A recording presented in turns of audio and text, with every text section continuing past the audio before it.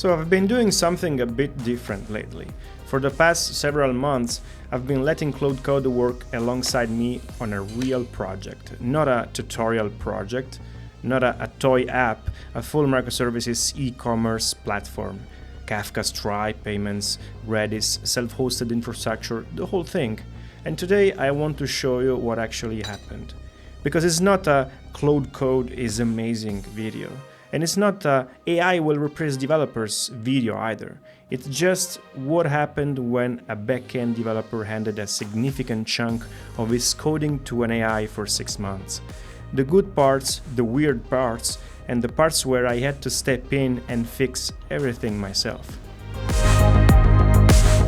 Quick appreciation moment for this old Logitech mouse, still alive, still clicking, actually more clicky than my MX Master 4, which is supposed to be the upgrade.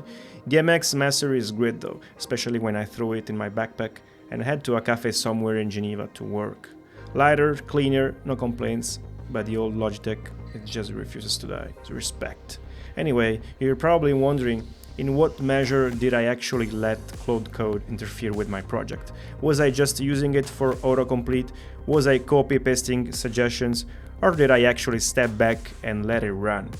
Honestly, it started small, a function here, a service there, and then at some point I looked up and realized Claude had written entire classes, entire layers of the application, and my role had shifted from writing code to something more like directing, reviewing, correcting, arguing with an AI at midnight about whether a saga choreography pattern was the right architectural choice.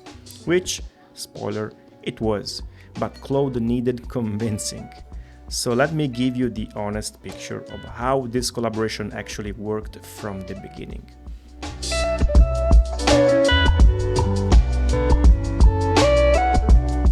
There's something I've been genuinely thinking about lately, and I want your opinion on this. Drop a comment below because I'm curious. Does it still make sense to use an IDE like IntelliJ?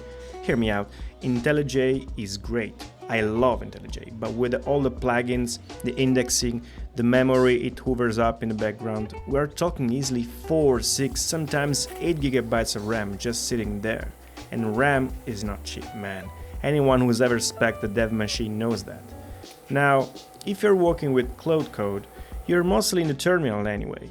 You're not clicking through a GUI, you're not running the debugger with a mouse, you're writing prompts, reviewing diffs, steering the AI. So the question becomes, does a $200-300 annual IntelliJ license still make sense? Or do you take that money, put it toward a boosted Claude Pro plan, better models, more context, and just to work smarter from the terminal? I generally don't know the answer, which is why I'm asking you. Let me know what you think in the comments. IDE loyalist or terminal convert? I want to hear it. Apropos, did the temperature drop where you are? Because here in Geneva we had one beautiful day of rain, one, and then boom, hot again, straight back to suffering. I generally don't know how people enjoy summer. I'm a winter person, always have been. Anyway, back to the code.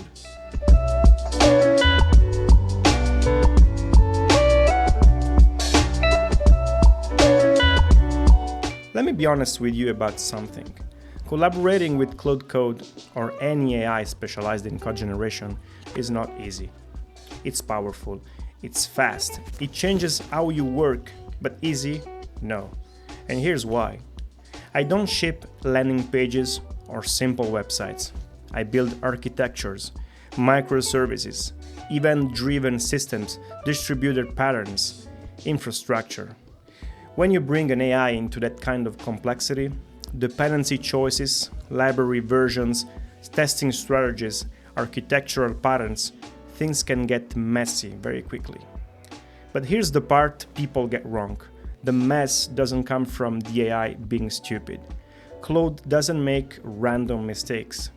It doesn't get tired. It doesn't have a bad day. The mess comes from us. It comes from how we interact with it, the quality of the context we give it, whether we explain the full picture or just ask for a quick fix, whether we understand what we are asking for, or whether we are just hoping the AI figures it out for us. Because an AI works with what you give it. If your context is incomplete, the output will be incomplete.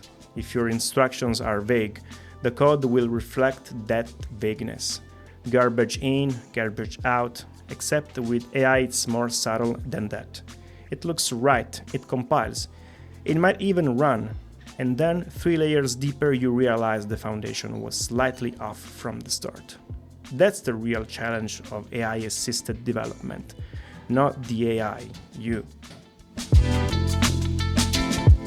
Quick word about today's sponsor, Scrimba. I've been going through their AI Engineer Path lately, and honestly, as someone doing interview prep right now, their approach works best to actually learn by doing. All the lessons are interactive, so you can pause anytime and edit the teacher's code right in your browser. Super convenient and helpful. Whether you're just starting out, switching careers, or sharpening your dev skills between interviews, you can start with their many free courses, and my link in the description saves you 20% on Pro. Thanks Scrimba, back to the video. Let me give you a concrete example of where this collaboration actually worked really well. The Redis cart caching system in my online shop project.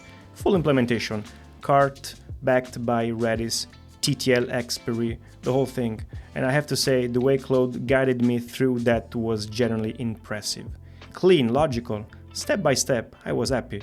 But here's how I actually work with it, because I think this is important if you want to get good results.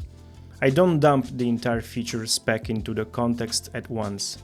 I break it down, small focused tasks, no documentation, no tests, not at that stage, just the implementation, one piece at a time, and then we move forward. There is also a practical reason for this beyond just clarity: tokens. When you keep your context tight and focused, you use tokens more efficiently. And here's something people overlook. Starting a fresh session for each new task is actually better. You're not dragging the weight of everything that came before into a new problem. Clean slate, clean output. Argue with that, I'll be fine with it. Now, when Claude finishes a task, especially a code generation task, I don't just accept it and move on. I go through the Java classes myself, and pretty quickly, based on my own experience, I start to see things that are right, things that are slightly off, things that are missing. The main thing I look for: solid principles, because this code has to be clean, it has to be scalable, it has to be the kind of code you're not embarrassed to show in a job interview or a code review. So I check. Single responsibility, open close, the dependency inversion. Is Claude actually respecting these? Or is it just generating something that works without caring about the architecture underneath? And honestly, after some back and forth, after shaping the context and the instructions properly, I am pretty happy with how Claude handles this. It's not perfect out of the box, but with the right guidance, it gets there, which I think is exactly the point.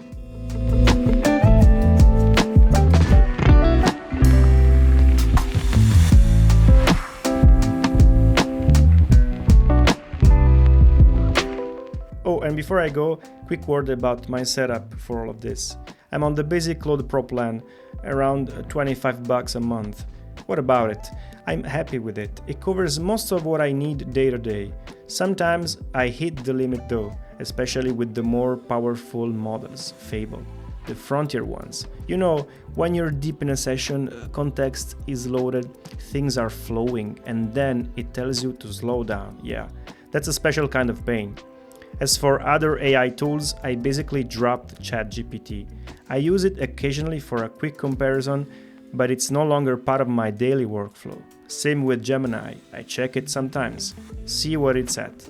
And Lucia from Mistral, the French one. If you didn't know, Mistral is a French AI startup, which I find quite cool. I give it a look now and then, but Claude is where I live now. That's just how it is. Anyway, that's it for this one. I hope you got something useful out of this video, or at least enjoyed watching a developer slowly hand this project over to an AI and survive to tell the story. Catch you in the next one. Bye!